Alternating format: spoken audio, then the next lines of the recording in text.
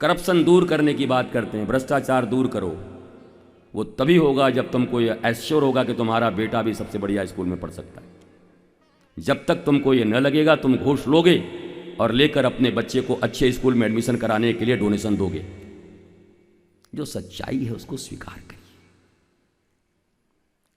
Train की पटरी पर खड़े होकर के आंख बंद कर लेने से ट्रेन नहीं रुकेगी। सामने से अचानक ट्रेन आ जाए और हम आंख बंद कर लें, मुंदा हूं आंख करता हूं कुछ नहीं, चपेट की चली जाएगी ट्रेन, मार देगी तुम्हें। तुम्हारे आंख बंद करने से ट्रेन नहीं रुकेगी, बल्कि आंख खुला रहे और हट जाओ तो शायद कोई उपाय बने, शायद कोई बात बने।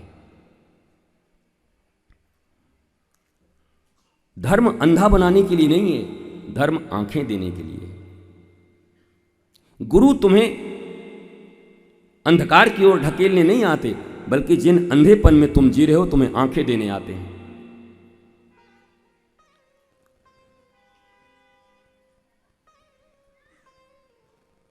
ये कथा श्रवण भी तुम्हारे लिए इसलिए है कि इस कथा को सुनने के बाद जीवन में तुमसे जो जो भूलें हो रही हो भूल छोड़ दो और मुस्कुराता हुआ जीवन जियो। नहीं तो 40, 50, 60, 70 साल के हो गए हो, कुछ वर्षों की और जीवन लीला बची है, उसके बाद अपने दादा और परदादा की तरफ फोटो में लटक जाओगे, और वो भी सिर्फ तीसरे दादा तक ही तुम्हारी पूछ रहेगी। तुम्हारे परदादा के दादा का ना तुम्हारे पास फोटो होगा ना नाम जानते होगे, पर वो भी जब होंगे इस दुनिया में छाती फुला के जमीन के मालिक बन के, मकान के मालिक बन के, दुकान के मालिक बन के, तो उन्होंने सोचा होगा मैं अमर हो जाऊंगा। अपने खानदान वाले भुलवा दिए। विवेकानंद के समय के एक करोड़पति अरबपति का नाम बताओ, बोलो। लड्डू मार का कोई करोड़पति, सेठ पुंगीलाल, याद है नाम ना? जरूरत नहीं किसी को। पर विवेकानंद इज स्टिल अलाइव। धन के बल पर नहीं, प्रज्ञा के बल पर, ज्ञान के बल पर, समझ के बल पर।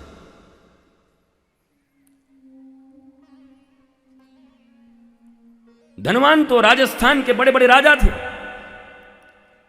खंडहर हैं, इमारतें हैं, उनके औलादों के पास चूना कराने के भी पैसे नहीं हो उन इमारतों का।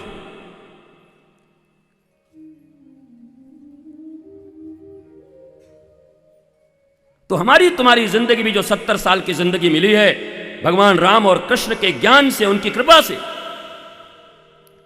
इन 70 सालों में जीते जी ही मुक्ति पानी है। मरने के बाद मुक्ति होगी नहीं होगी मैं नहीं जानता, क्योंकि श्रीमद् भागवत की कथा में धुंधकारी जब मरा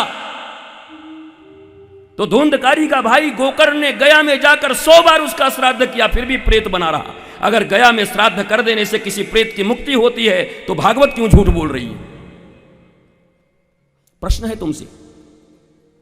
श्रीमद् भागवत में 100 बार अपने भाई के मुक्ति के लिए गोकर्ण ने प्रयत्न किया, लेकिन उसके बाद भी भाई प्रेत बना रहा। वाई? किस लिए? हो जाना चाहिए था, नहीं हुआ, क्योंकि वह जीते जी ही प्रेत था। वासनाओं में डूबा हुआ, कामनाओं में डूबा हुआ, बाप को लात मारने वाला, मां को आत्महत्या पे मजबूर कर देने वाला, पंच तन्मात्राएं शब्द स्पर्श रूप रस गंध इत्यादि में वेश्याओं की भांति पड़े रहने वाला। इसलिए कोई अनुष्ठान और कर्मकांड उसको मुक्ति न दिला सका। मौत भी बड़ी खतरनाक हुई और जिंदा भी बड़ा खतरनाक था, और मरने के बाद प्रेत भी खतरनाक ही था वो।